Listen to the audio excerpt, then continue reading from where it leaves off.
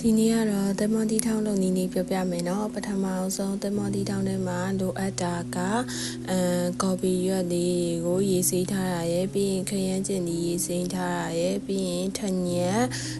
ပြီးရင်ငရုတ်သီးစိမ့်ပစွန်ချောက်တမယာသီးပေါ့နော်အဲ့ဒါလိုလဲပြီးရင်မြေပဲပေါ့နော်မြေပဲလဲလိုတယ်ပြီးရင်စက်သွံဖြူကြရင်စက်သွံဖြူလေးထည့်ထောင်းလို့ရရဲဒါကတော့သူ့ရဲ့ပါဝင်ပစ္စည်းတွေပေါ့နော်အဲ့ဟာတွေကိုတေချာစေးကြောတန့်စင်ပြီးရင်စပြီးထောင်းလို့ရပြီတထမအောင်ဆုံးငရုတ်စုံလေးတွေမှာစထောင်းမှာကထညက်ပေါ့နော်ထညက်ကိုကြိုပြီးအရေကိုသုံးလို့ရရဲကိုတိုင်းထညက်တုံးကိုကြည်အောင်လို့ထောင်းချင်နေရတယ်ပေါ့နော်ဒါကတော့ကြိုက်တယ်လို့လုပ်လို့ရတယ်ထညက်တွေနည်းနည်းကြည်လာပြီဆိုရင်ငရုတ်သီးစိမ်းကိုကိုယ်စိတ်ကြိုက်ဆက်စားခြင်း2000 3000ထည့်လို့ရတယ်အနေတော့ပဲစားခြင်းတော့1000လောက်ပဲထည့်ပေါ့နော်အဲဒီထောင်းပြီးသွားပြီဆိုရင်ပစွန်ချောက်ကိုထည့်ထောင်းမယ်ငရုတ်သီးစိမ်းကကြည်ပို့ပြီးတော့ဆက်တယ်ပေါ့နော်အဲ့တော့မကြီးတကြီးစားခြင်းလည်းရတယ်ပြီးရင်တော့စက်သွံဖြူကိုကိုယ်ကြိုက်တယ်လို့4-5ဦးထည့်ပြီးထောင်းလို့ရတယ်ဒါကတော့3ကိုမကြည်တကြည်လေးထည့်ပြီးထောင်းတာပေါ့နော်အဲ့ဒါပြီးမြေပဲလေး3-5ဆေးထည့်ပြီးထောင်းမယ်အဲ့ဒါကိုကျင်းညအောင်ထောင်းစရာမလိုဘူးပေါ့နော်ပြီးရင်တော့ငပိကင်ထားတာလေးကို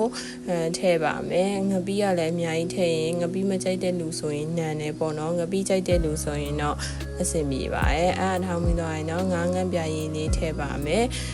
ပြီးရင်တော့တမယာသီးလေးညှစ်ပါမယ်တမယာသီးကဓာတ်ပြေအောင်လို့ပေါ့နော်အချင်းကြရင်လည်းထည့်လို့ရတယ်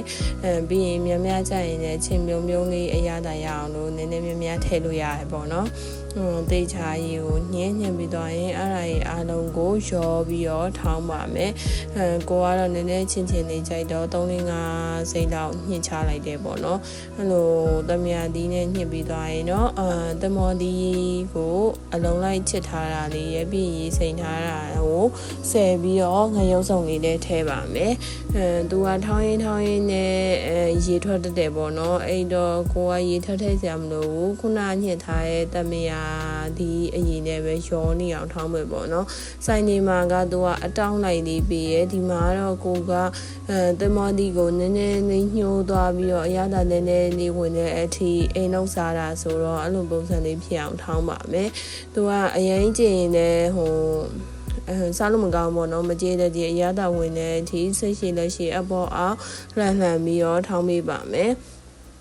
အဲ့လိုလှမ်းပြီးထောင်းတဲ့အချိန်မှာလည်းဂယူးဆိုင်ရရပေါ့နော်တစ်ဖက်ကတအားဖိထက်လိုက်အရင်ညှိုးသွားလိုက်မယ်အဲ့တော့တေးချာချာဂယူးဆိုင်ပြီးထောင်းမယ်နောက်ဆုံးပြီးသွားရင်တော့ခုနကနှီးထားတဲ့ခေါ်ဘီတို့ခရမ်းချင်းဒီတို့ကိုထည့်ပါမယ်ခေါ်ဘီတို့ခရမ်းချင်းဒီတို့ကိုလည်း